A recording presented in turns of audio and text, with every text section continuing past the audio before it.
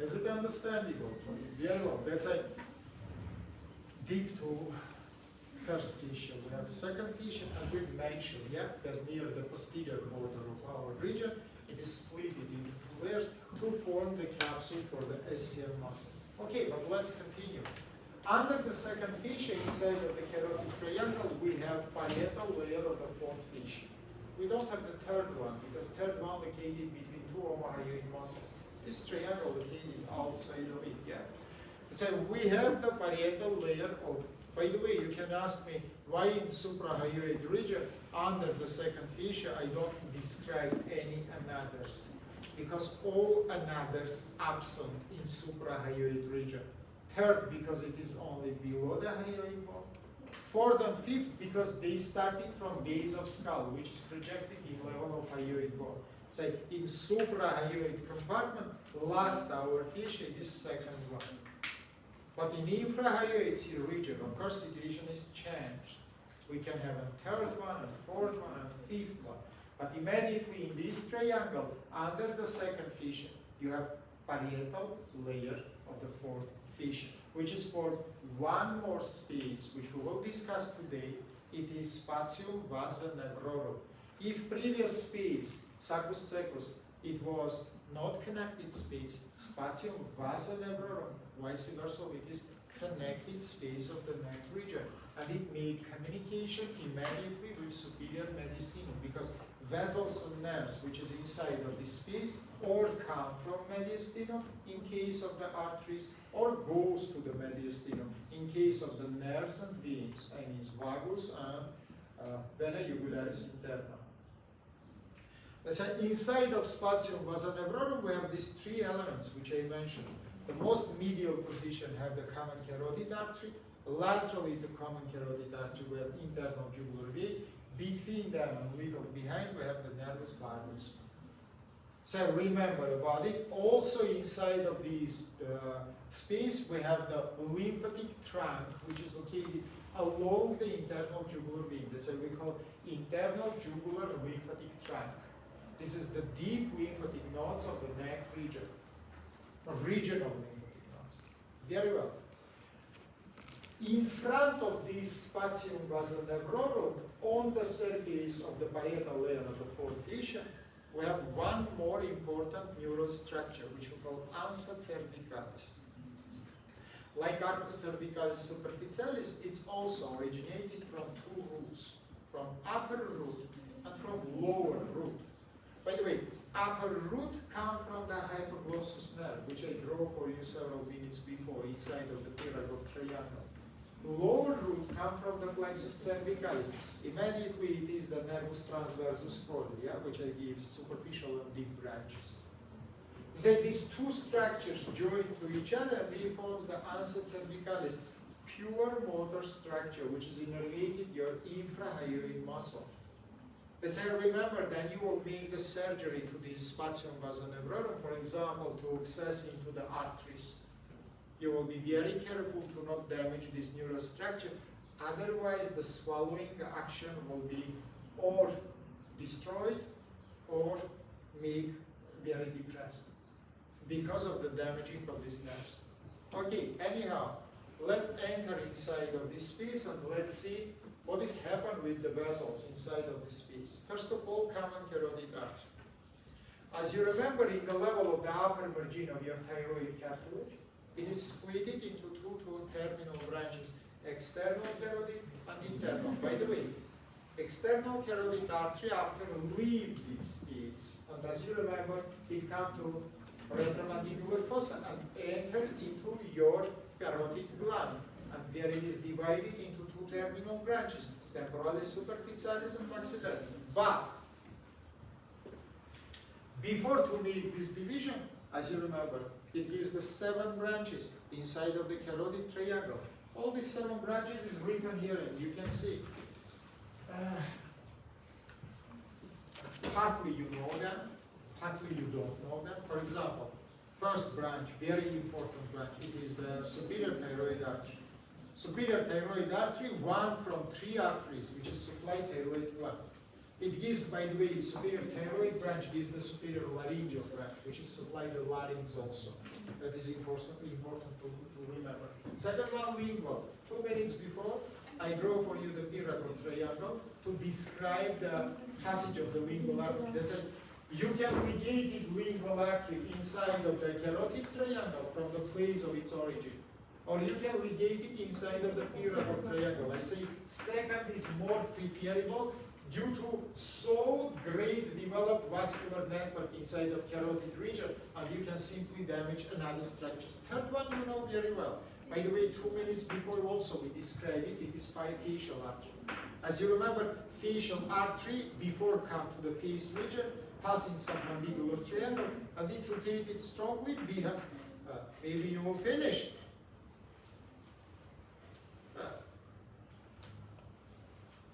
Abnormal person, I will read the lecture and you play by your toys. I'm very sorry, but how many times I will look to your face?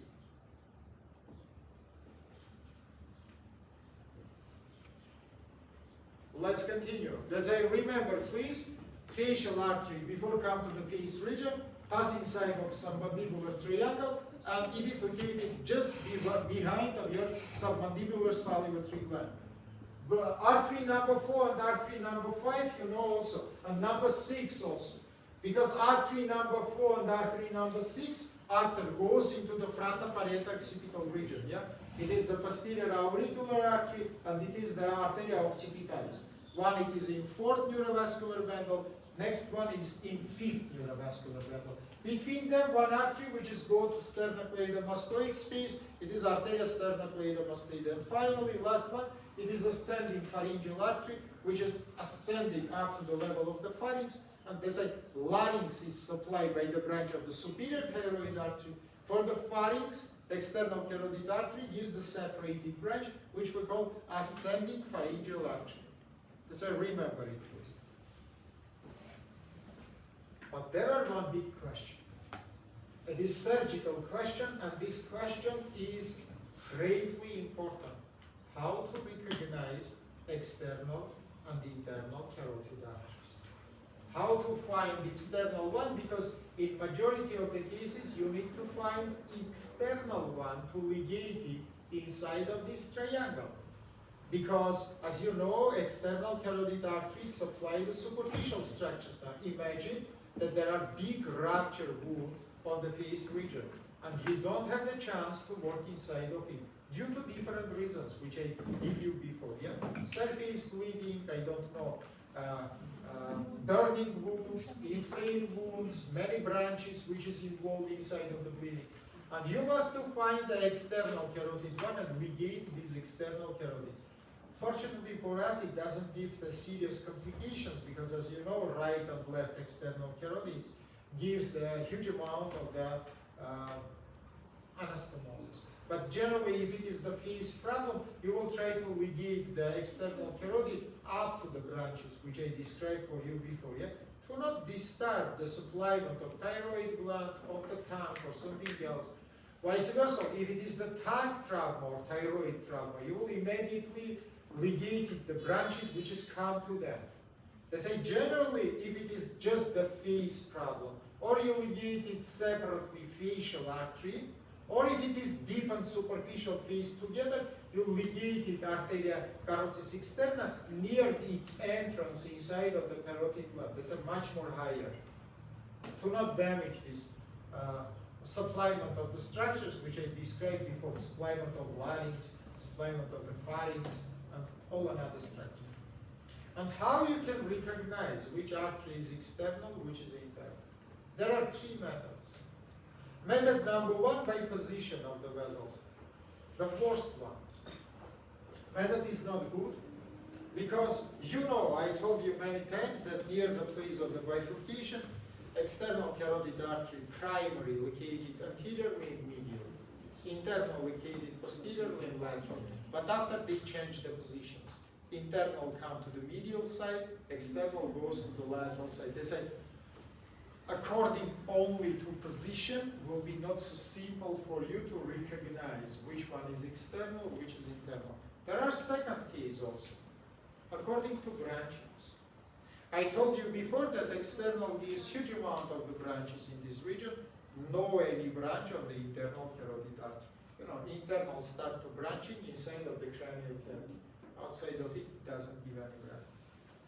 Again, not so good method. Maybe you open the region without branches in both vessels. And you cannot enlarge this incision up to find the branchings of the external carotid. So what is the best method? Best method is very simple. By your two fingers, close one from these two vessels. You don't know which one, external or internal, because you don't recognize it. And in the same side, try to palpate the pulsation of superficial temporal artery. You know, superficial temporal artery, it is just continuation of external one. If pulsation is not palpated, you close external. If pulsation is simply palpated, you close internal, immediately open your fingers. By the way, ligation of internal carotid artery, it is 100% mortality. Ligation of common carotid artery, it gives the complication in less than 40% of the cases. Dino is confused. You know? Explain me why ligation of main artery is less dangerous than ligation of one branch of it. Sorry? Of course. We call it retrograde supply. Guys, look. 1, 2. External, internal. Then you ligate it internal, you destroy the supplyment of the brain. Then you ligate it external, no problem, anastomosis. Then you ligate it common one, in majority of cases again no problem due to the retrograde supplyment of the opposite side. There are the rules which I will teach you how to ligate to not disturb these problems. For example, ligature will not be applied near the bifurcation. And some other rules which we will study in the future together. But now remember, please, once again I say, level of superior margin of thyroid cartilage or level of the big horns of the hyoid bone. That is the same level. In this level, common carotid artery is finished by division into two terminal branches. External carotid artery and internal carotid. By the way, very important point. Inside of the sheath, above the place of bifurcation, we will have internal carotid artery. As I said you 2 minutes before, external leave this space, come to the retromandibular fossa, and enter inside of the carotid gland, where it is split into two terminal branches. Internal along of this sheath goes to upwards. In the inferior surface of the pyramid of the temporal bone, it is entered inside of the canalis caroticus. By this canalis caroticus, it goes to the base of skull. Pass inside of sinus cavernosus, give the branches, then it is involved in formation of the Willis tract, together with the basilar artery, which is formed by junction of right and left vertical arteries. So remember about it, and let's continue. What about the vein? Internal jugular vein inside of this triangle, it is located laterally to the vessels, as I say, laterally to the arteries, sorry, and inside of it, inside of this sheath, drain common facial vein. Common facial vein, as you remember, it is formed by the junction of the several veins, but two main veins, it is the vena facialis and anterior branch of the retromandibular vein. Also pharyngeal, laryngeal veins, thyroid veins attached to it, they form together the common facial vein, which is drained immediately inside of the internal jugular one. By the way, then you make the surgery into the arteries, usually you ligate this common facial vein because it is close the view of your surgical operation and it is cover the vessels which is located inside. Don't worry, if you will ligate it, the venous drainage will go by another means. For example, by external jugular. Idea is understandable for you very well. About nervus vagus. Nervus vagus inside of this sheath gives two branches. First and second, which you know very well, yeah?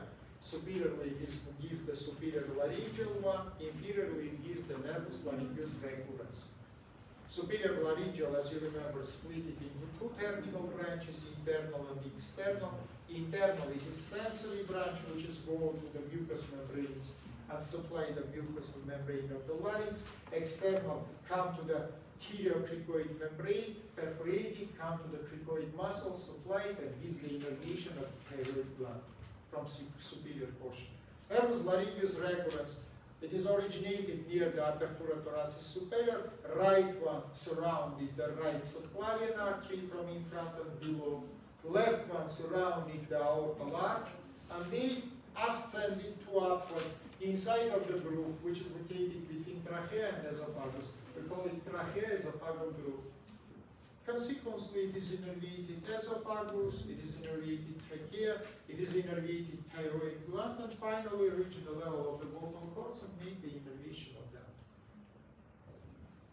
So during the surgery, you must be very attentive to not damage this structure. By the way, in the level of the thyroid gland, as you remember, it's located under so-called Berry ligament. The Berry ligament, it is the ligament which is formed by facial capsule of thyroid gland. You remember, all organs of the neck covered by the visceral layer of the fourth fascia. That's in the level approximately of the midpoint of the lobes of the thyroid by the posterior margin. The Berry ligament is formed from the visceral layer of fourth fascia, and it is attached to the trachea and make the fixation of the thyroid gland in its place. Under of it, we have inferior thyroid arteries and nervus laryngeus recurrens. So during the surgery in the thyroid gland, you will be very careful to not damage these structures, which is located, by the way, ligament, we cut it usually to make the mobilization of the gland, but we don't damage the structures, which is located under of it. Last but not least, two reflexogenious zones, which is located in the region of the bifurcation. One is located on the anterior wall and presented by mechanoreceptors. We call it sinocarotid reflexogenius zone. And second, it is presented by chemioreceptors. They are located in posterior wall of the bifurcation, and we call it globulus carotidus. Both these reflexogenious zones formed by three sources. It is the vagus, glossopharyngeus, and sympathicus. Inside the first one, there are the baroreceptors. That's then the pressure increase, they give the vasodilatation. Inside of second one, we have the chemioreceptors. CO2 concentration is increased, it gives the vasodilatation. Idea is understandable for it. Inside of the glossopharyngeus nerve, this afferent information reach the rhomboid fossa and regulated here the vasomotor centers, which is located inside of it. Do you have any questions to me? I think it is not so hard. If it is not so hard, write the name of next triangle. It is the omotracheal triangle. Right, this time is very short. Omotracheal triangle.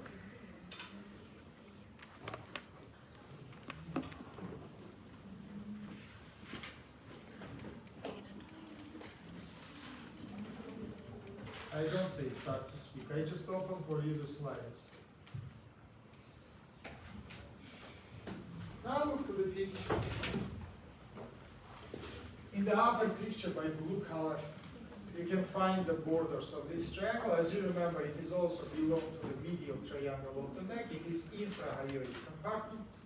And what is the borders? You can see very visible. It is shown from upwards. It is the superior belly of omohyoid muscle.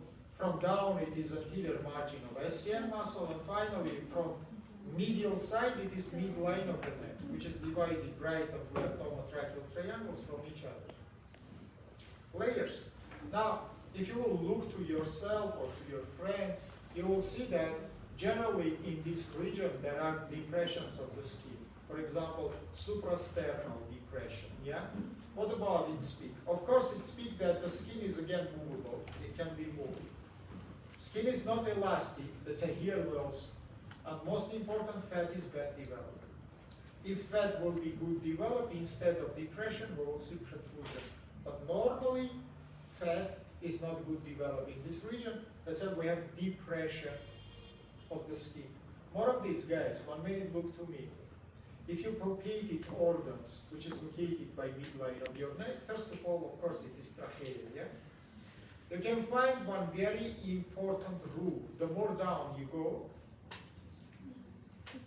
or vice versa, the more up you come, the more better these organs is palpatable because they have superficial position. Vice versa, the more down you go, the less you palpate these structures because they pass not only from up to down, but from superficial to deep. So remember, please, the more downwards you will make surgical access, the more deeper you should make the wound to reach the structures, organs, because primarily, inside of this triangle, you make the surgical some performance into the organs of the neck. Is it understandable for you? I think it is not hard. Very well, if you understand it, let's continue. We understand borders, we understand specificity of the skin. We speak about specificity, we spoke about specificity of the fat, but we must mention that fat, as in previous triangles, by superficial fascia split it into layers, superficial and deep. And in deep layer, we have superficial vessels and nerves of the neck region. Primary, I want to attract your attention into anterior jugular veins. As you remember, they pass by anterior margin of the SCM muscle. Firstly, they located between first and second fascia. Then, as you remember, they perforated second fascia, come to the suprasternal space. Here, right and left join to each other, and they form arcus jugular, venous jugular arch, which is located above the jugular notch and projected in the same way. Second vein, which I want to describe for you, it is the median cervical vein, vena mediana coli. It's located between skin and first fascia. If the previous one located between first and second fascia, this one located between skin, it means in superficial layer of the fatty tissue. But after also it goes to deep. It is perforated first fascia, second fascia, and the inside of suprasternal space, as you remember, it is drained into the jugular venous arch and finished. By the way, it can be single or it can be double. Both the situations we described before. Why I attract your attention to simply superficial veins. If during surgery you will damage them, will be the chance of formation of the ARF embolism, as we discussed before. Inside of the fatty tissue also we have the superficial nerves. Primary, it is the branches of the plexus cervicalis. Mainly it is nervus transversus coli, which is transverse direction from midpoint of posterior margin of SCM muscle, we come to the medial triangle, enter immediately inside of the omotracheal triangle.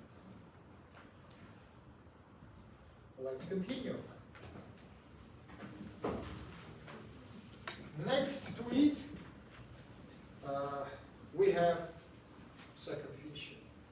As I say, near the posterior borders of our triangle, it is split into two layers, forms the capsule for the SCM muscle.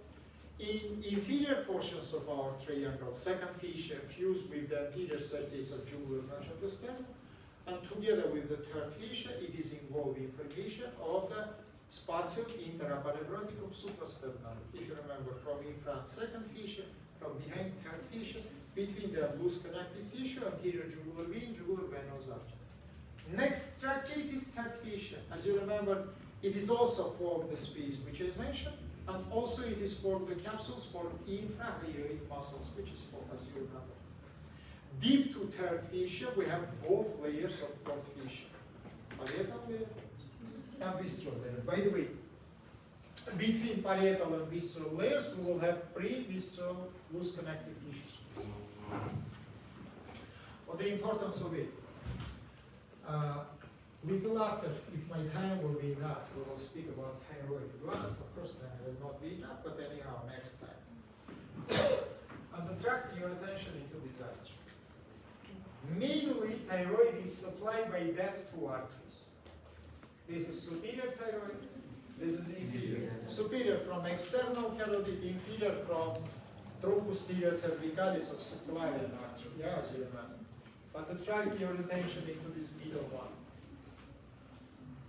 This is presented only in 20% of the human populations, and it is called arteria thyroidea ima. Ima, it means the lowest one. I told you before that we discussed the species that it's located exactly between parietal and visceral layers of the fourth fascia. And as you remember, it doesn't fuse with these fascias. Let's say then you cut this artery, it is immediately descending into the superior mediastinum. And blood accumulated inside of the mediastinum, it is pressed the heart and can simply stop it. We call this situation the tamponade of the heart. As I remember, please, once again, under the third fascia, we have double layers of fourth fascia, parietal and visceral, and between them we have pre-visceral space, which is contained not only this artery, but also the venous network of the thyroid gland, which we call plexus venosus thyroideus impar. From anatomy, I think you remember that your thyroid has three veins: superior thyroid, middle thyroid, and inferior. Superior and middle immediately drain into internal jugular vein. Inferior joined to each other, right and left. They forms this structure which you see, plexus venosus. Impar, it means single, and mainly it is drained inside of the left brachiocephalic vein. You remember, left is long, right is short, they join to each other, and they forms your superior caval vein. You can see that superior and middle thyroid veins immediately drain into the internal jugular vein without formation of any plexus. Let's continue. Now we come to the visceral layer of the fourth fascia. Visceral layer of fourth fascia, as I said before, forms the capsule for all 6 organs of the neck region: larynx, pharynx, trachea, esophagus, thyroid, and parathyroid glands. Under the visceral layer of fourth fascia, we have retrovisceral space, greatly important space, because as I say, it is double-sided communicated space. To upwards, it is communicated with retropharyngeal space. To downwards, it is communicated with mediastinum. Now, imagine situation. Your patient has, for example, chronic tonsillitis. You don't treat properly, and inside of the tonsils, abscesses for pus. Tonsils from behind border with retropharyngeal space. It is open, loose connective space. If pus will be spread into it, it will go from up to down, from head to neck, and immediately will come to the retrovisceral space. From this retrovisceral space, by gravity forces, it will be simply descending into the mediastinum with formation of the mediastinitis. Finally, last layer which we have here, it is the fifth fascia, which is covering your vertebra from in front. And by the way, in the inferior portions of this our triangle, it also involves information of the subclavian sheath, which is contained subclavian artery vein and plexus brachialis. As you remember, in the neck region, we have 2 neurovascular bundles. That is carotid one and subclavian. Carotid is covered by parietal layer of fourth fascia. Subclavian is covered by fifth fascia. Carotid one has vertical location, subclavian more horizontal descending location. Is it understandable for you? Very well, and I think today it's enough because I must to check, of course, your attendance. After this, I will have only 2-3 minutes. Of course, I think it is not